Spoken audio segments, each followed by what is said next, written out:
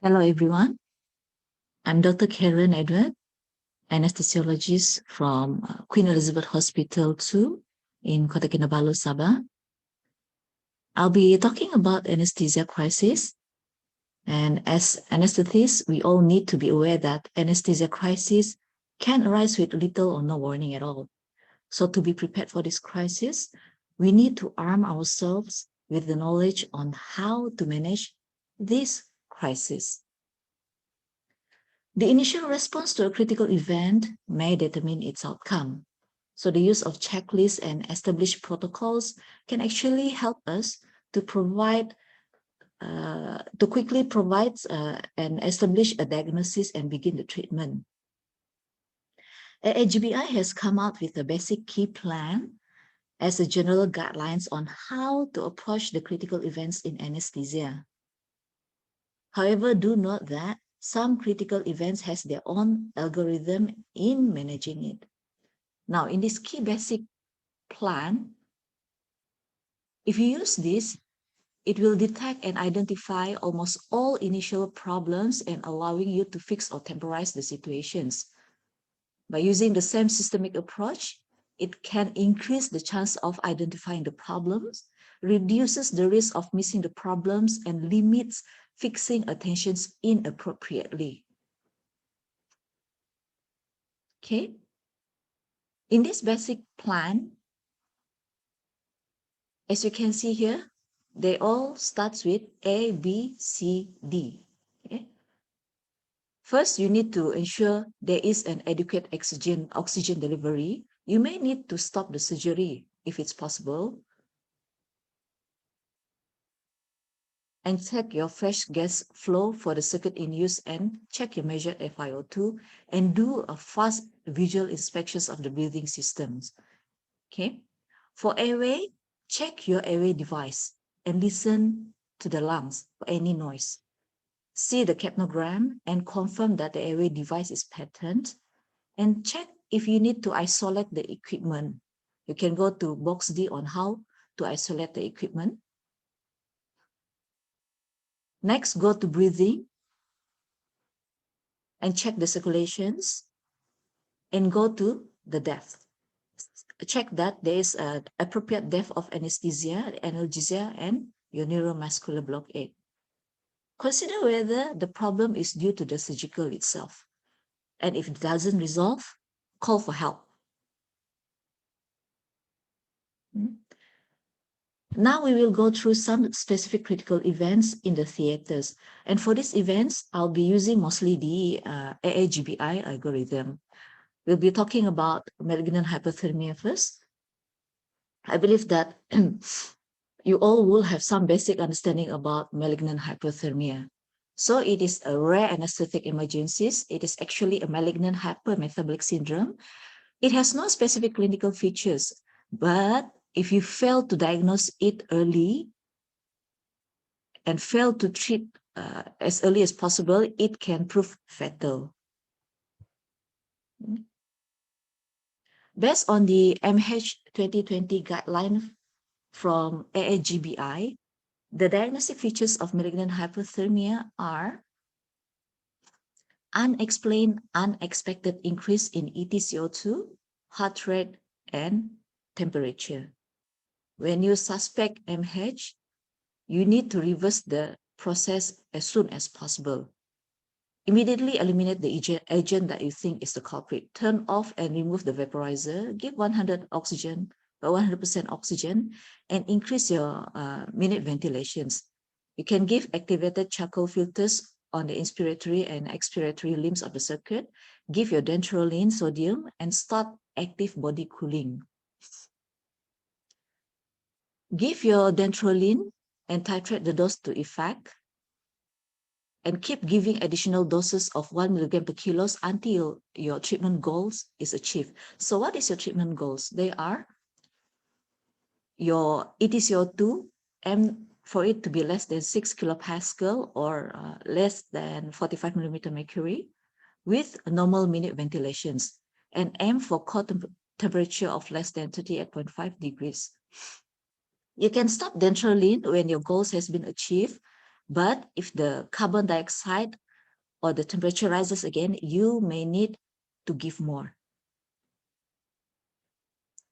Afterwards, you need to manage the consequences of malignant hyperthermia. And box 5 in this guideline shows you the patients who are at increased risk of developing malignant hyperthermia if they are exposed to triggering agents.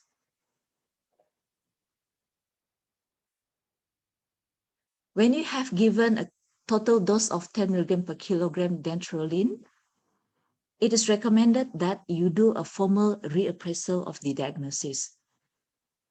So if you think malignant hyperthermia is still the likely diagnosis, your dantrolene should continue despite the product data sheet stipulate that a maximum dose of 10 milligram per kilos. If this situation occurs, other than giving your dantrolene, you should aggressively do a body cooling of the patients. Okay. So the algorithm for malignant hyperthermia crisis are: first thing, call for help. Allocate the task as is suggested in box B. Abandon or finish the surgery as soon as possible. Get your MH treatment pack and your cardiac arrest trolley. Remove the vaporizers and give the highest possible fresh gas flow and hyperventilate the lungs also. Remember that changing the breathing system is not a priority here. Maintain your anesthesia with your IV hypnotic agents. Give dantrolene and begin your active cooling. Do a continuous monitoring of your core and peripheral temperatures and monitors the blood pressure and get an urgent blood samples and treat the complications also, okay? Box B here shows you how to give the dantrolene.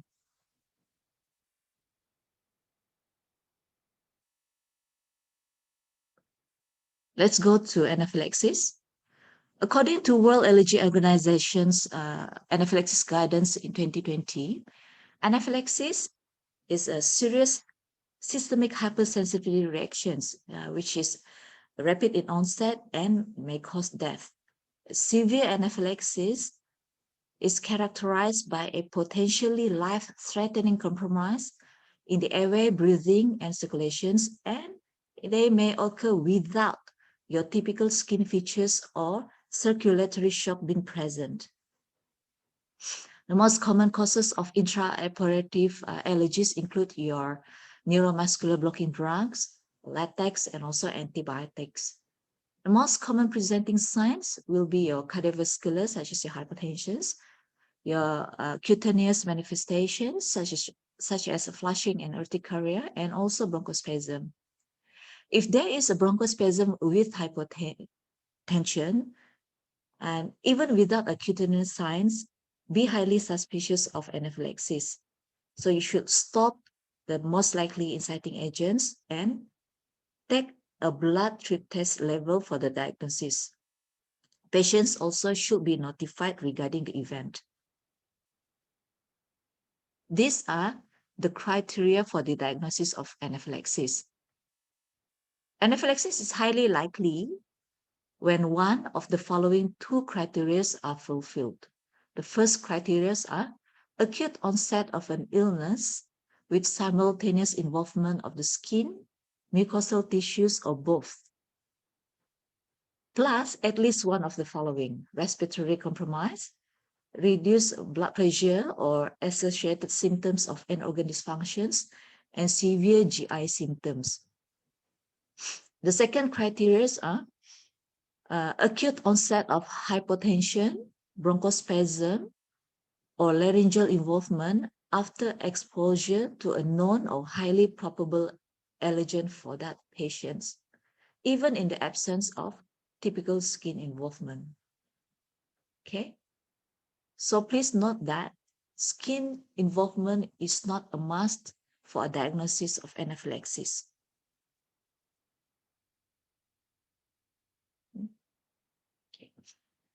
So if anaphylaxis happens, call for help. Check out the time, stop or do not start a non-essential surgery. Get the cardiac arrest trolley, remove all the potential causative agents and maintain your anesthesia. Give 100% oxygen and ensure good ventilations. Elevate the patient's leg if there is hypotension and treat the hypotensions. The first line of drugs in anaphylaxis will be adrenaline. Remember that hypotension may be resistant and it may require prolonged treatment. In patients who is being beta blocked and unresponsive to adrenaline, you may need to give glucagon. Give rapid IV crystalloids and hydrocot as part of your resuscitations. If there is bronchospasm, treat it accordingly and take blood for serum tryptase as soon as possible when the patient is stable. You need to repeat the sample at 1 to 2 hours and after 24 hours. And give chlorpheniramine also. Make sure that you note down the possible trigger agents in the patient's case note or put it on a allergy bands for the patient. Next, we go to bronchospasm. In anesthesia, bronchospasm manifests as an expiratory wheeze, prolonged expiration, or increased inflation pressure during IPPV. It may be audible with or without auscultations, but remember that wheezing can only be present if there is a gas flow in the patient's airways. And in severe case of bronchospasm, the chest may be silent or auscultations, and your diagnosis rely on the correct assessment of an increased inflation pressures.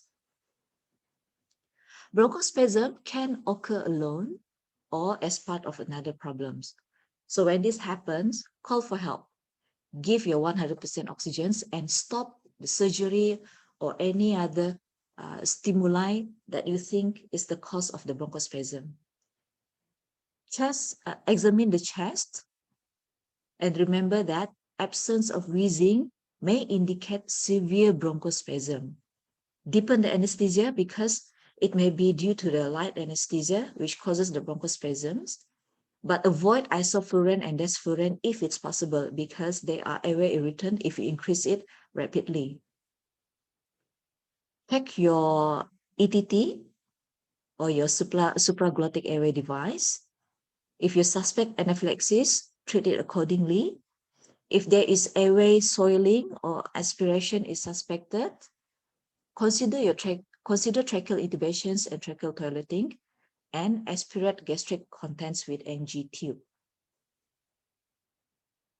For treating the bronchospasm, the first line is salbutamol MDI or binebulizer. Your IV salbutamol is the second line. Okay. Use other drugs at your own discretions and think of other diagnoses which may cause or mimic bronchospasm.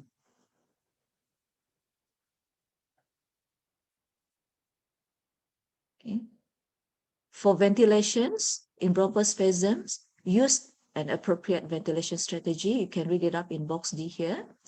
And if there's a raised airway pressure or desaturations which persist, go to the corresponding algorithm. Get a chest X-ray as soon as it's possible to do so. We'll be talking about laryngospasm next. It is actually a narrowing or closure of the laryngeal apertures by the actions of the laryngeal muscles. And remember that it can occur anytime during anesthesia in patients who has no ETT in situ, especially during inductions, maintenance, and emergence. So what are the risk factors? The risk factors are light anesthesia, which usually occurs during inductions and emergence, secretions and gastric contents of blood in the larynx, strong stimuli such as your anal stretch and your cervical dilatations, remember this, and tracheal extubation, especially in smokers and patients with irritable airways, your manipulations of your supraglottic airway device, recurrent laryngeal nerve damage, surgery to your larynx and the upper airway, upper respiratory tract infections, difficult intubations, and pediatric populations group of patients. You must know that laryngospasm can occur unexpectedly in any patients, and it may cause hypoxemia, bradycardia, negative pressure pulmonary edema, and cardiac arrest. Do note that prolonged head down position, prolonged prone position, massive fluid resuscitations, preeclampsia, and your anaphylactic reactions, all of these are associated with laryngeal edema, which upon extubations can resemble refractory laryngospasm. Okay. So in laryngospasms and stridor, stridor is assigned and associated with laryngospasm, although it can have other causes. When laryngospasm happens, call for help and inform the theater team of the problem. Do a jaw thrust and stop other stimulations. Remove your airway device and anything which you think can be stimulating or obstructing the airways. Give CPAP with 100% oxygen and face mask. Remember to avoid over vigorous attempts at lung inflations because it may inflate the stomach and cause aspirations. If it still continues, continue CPAP, deepen your anesthesia, and give a neuromuscular blocker, such as your propofol, your rocuronium, etracurium, or your saxamethynium. If it's likely to recur, consider tracheal intubations and decompress the stomach with your NG tube. Think of other causes also. You can go to box B for other causes of laryngospasms. Okay.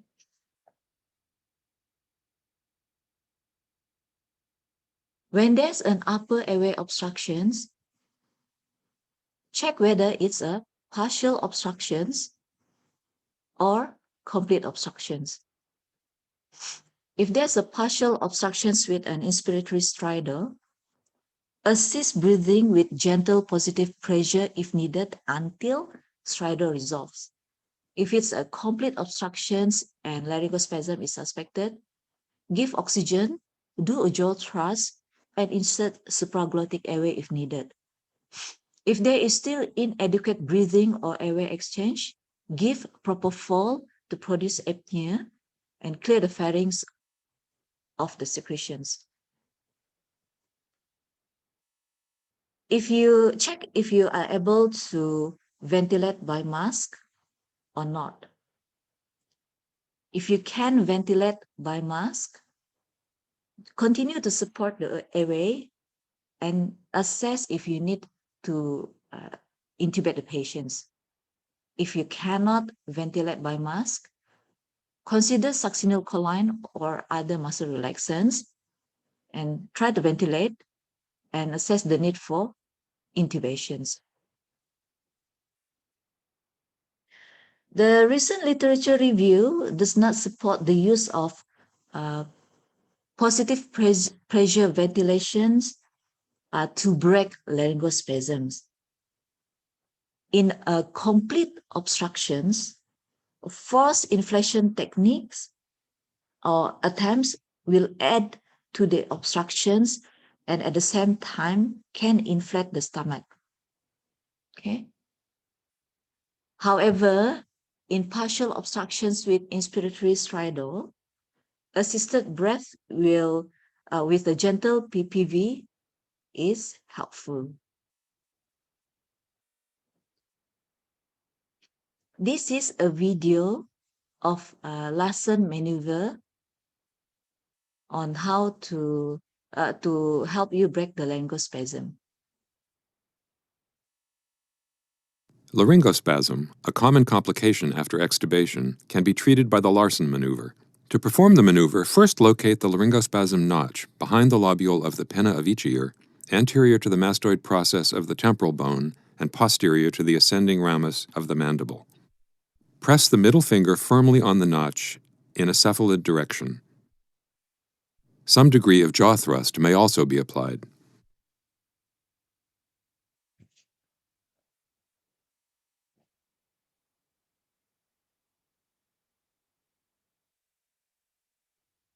Laryngospasm, a common complication after extubation. Next, we go to air or gas embolism. It is actually a presence of gas in the vascular system. They can presented with a sudden decrease or absent EtCO2 trace and desaturations. There'll be tachycardia, hypotensions, sudden loss of cardiac output, and PEA with cardiac arrest. Causes for circulatory embolus are thrombus, fat, amniotic fluids, air or gas. And the signs are, like I have mentioned just now. The symptoms in awake patients, they can complain of dyspnea, anxiety, and also tachypnea. When it happens, call for help. Okay? Get the cardiac arrest trolley and stop all the potential triggers, stop the surgery. Give 100% oxygen and give an adequate ventilation. Start CPR immediately if it's indicated. And do note that CPR can help to disperse the air emboli and the large thrombi. Give your IV crystalloid at a high infusion rate and inotropes if it's needed, and treat according to the suspected embolus type. You can go through box A, B, C, and D regarding the types of the embolus while considering other alternative diagnoses. Do other investigations to help you confirm the diagnosis, such as your ABG, your echocardiography, and your CT scan. If CVS collapse is refractory to treatment, think about ECMO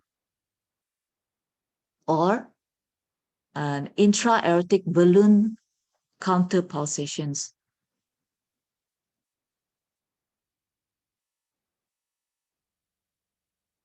Applications of bone wax to exposed bone sinuses may help to reduce the further thrombotic events, and consider hyperbaric oxygen therapy if it's practical. Okay. Let's go through increased airway pressure. Increased airway pressure is unexpectedly high airway pressure that is needed to generate adequate tidal volume during your IPPV. It can be presented with a high airway pressures with a low tidal volume. There's a hypoxia, presence of abnormal capnography, and there'll be circulatory collapse due to either your hypoxia or because of your impaired venous returns, which is caused by the high intrathoracic pressures. If you follow this algorithm from start to end, you should be able to identify any cause of increased airway pressure in the theaters. Okay? Avoid spending excessive time and attentions on one aspect until you have gone through all these guidelines. Start with A, B, C, D. Give your adequate oxygens and stop the surgery if it's possible, and think whether the cause is surgery related.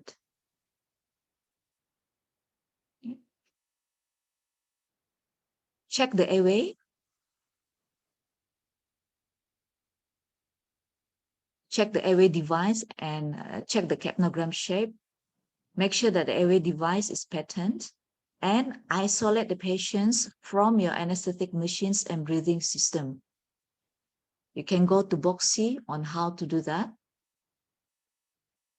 If you have excluded the machines or the breathing system problem, think whether the airway device should be replaced or its type change. Okay. Next, go to your breathing. Check for breath sounds, chest movement, and feel the airway pressure using your reservoir bag and APL bag. Remember that your airway feeling depends on your APL valve setting. Okay. Check for other potential cause and do the necessary actions. Next one, go to your circulations. If it is unstable, think whether it is due to the high airway pressure gas trapping. Ensure that you have a good depth of anesthesia and analgesia. And after you have gone through all this, if the condition still persists, call for help and do ABG, 12-lead ECG, and chest X-ray. For hypoxia, the algorithm for hypoxia is similar to the high airway pressures, and I won't go through it. You can read it on your own later on. We go to local anesthetic toxicity. So LA toxicity is due to excessive LA blood levels, and the risk factors are your IV regional anesthesia, large volumes or high concentrations of your LA, the site of your LA injections, failure to aspirate before and during your LA injections, and the drugs usage with a narrow therapeutic window, such as your bupivacaine versus your prilocaine. It can be presented with lightheadedness, dizziness, and drowsiness. And patients can complain that they have a tingling around the lips, the fingers.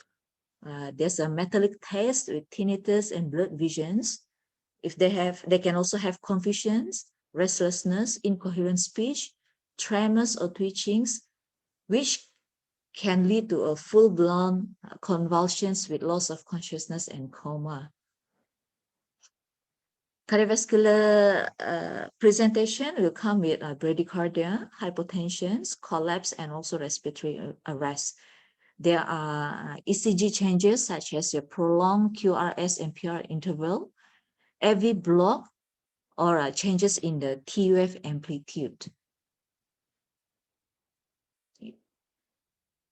Remember that your local anesthetic toxicity can occur sometime after an initial injections.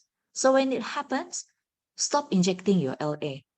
Don't forget the infusion pumps if you're giving your LA through them. Call for help. Get the cardiac arrest trolley and your lipid rescue pack. Give 100% oxygen and ensure adequate lung ventilations. Establish IV access.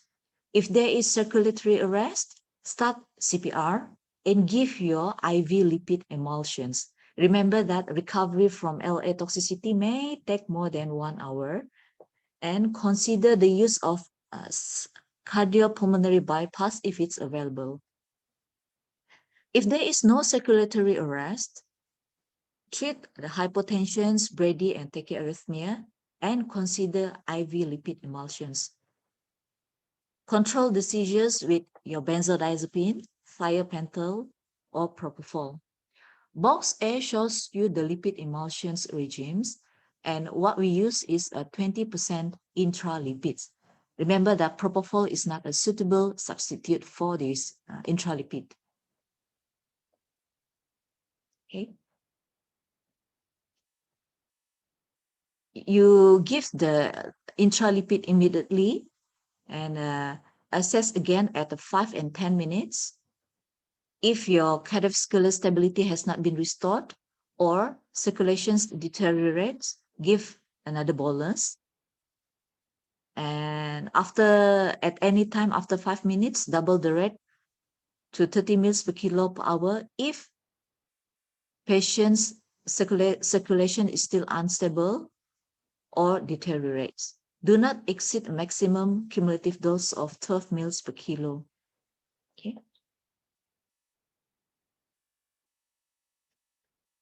If it's just a simple short-lived toxicity, you can observe the patients and then consider if the surgery can proceed or not.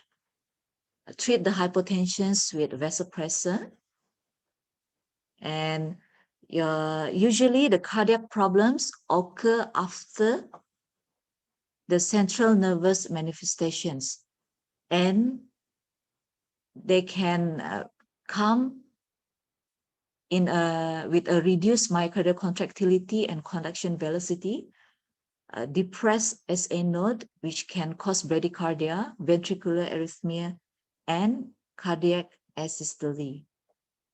If there is bradycardia, treat it with atropine. If there's a ventricular arrhythmia, treat it amiodarone or brethylene.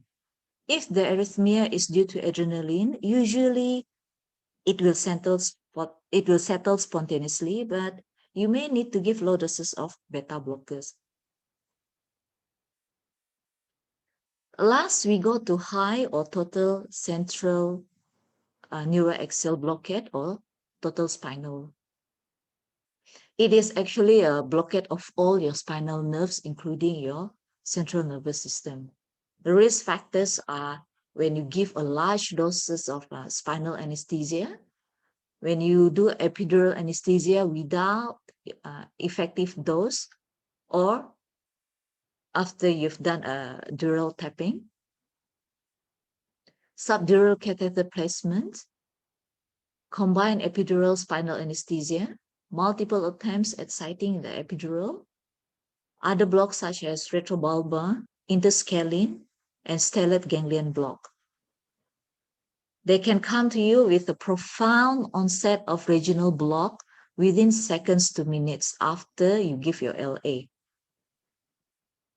Patients in awake patients, they can complain of a tingling in the fingers or hands, which is warning signs of block to T1 level.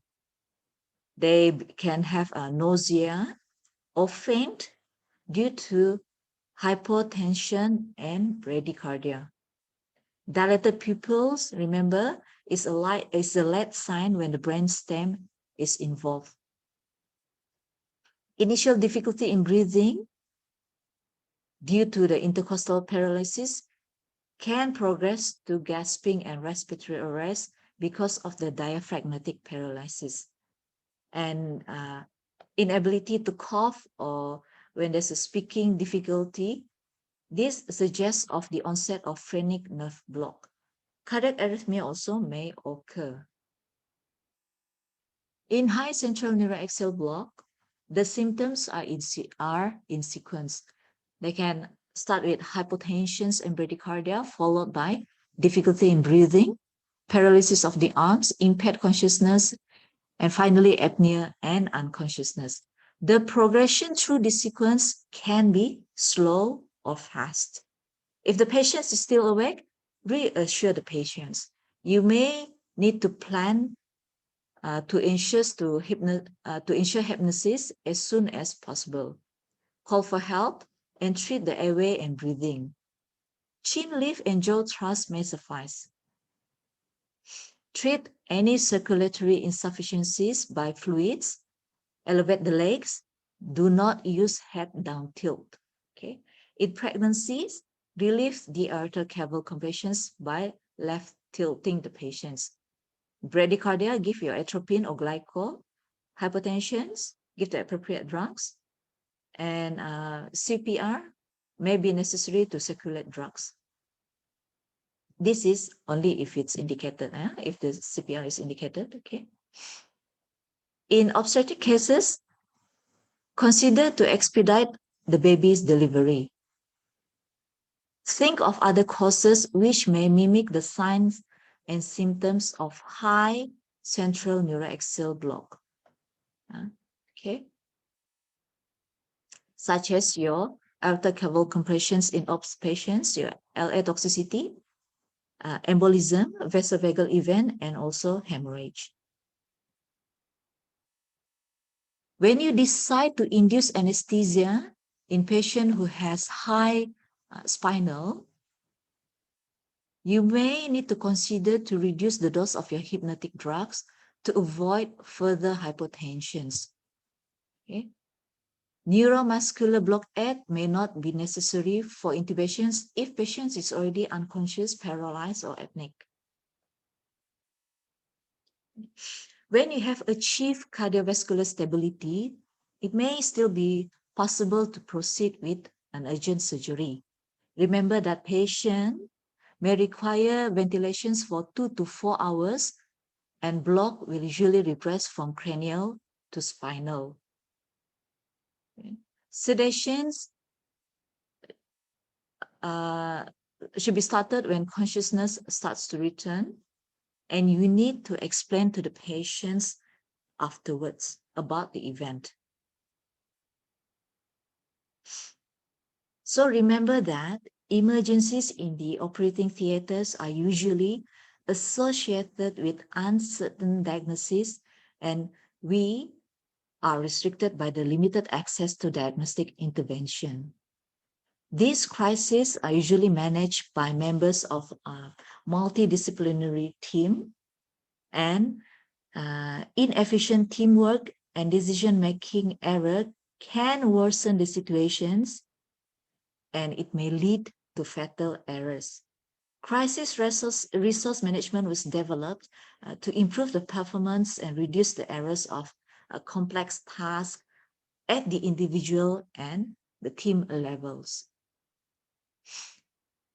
So in your management of the crisis, you should have the leaders and also the team members.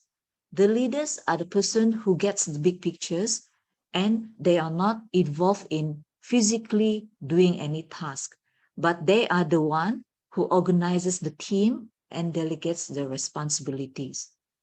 Team members are those who assumes the assigned task, and they are the person who are best suited for the specific task.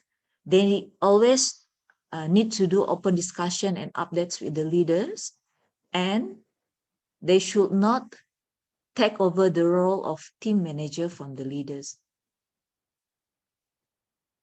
Make sure you have a good communications among your team members, do continuous assessment, get all the available resources, and get support. Ask for help. Do not be shy to ask for help. Okay? Know when to, whom to, and what type of help to call. Okay.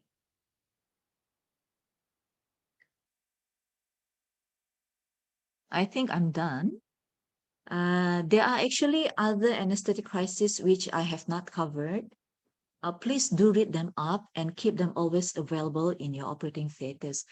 These are just some of the books, manual or guidelines that is available, and you can read them up. Thank you for listening.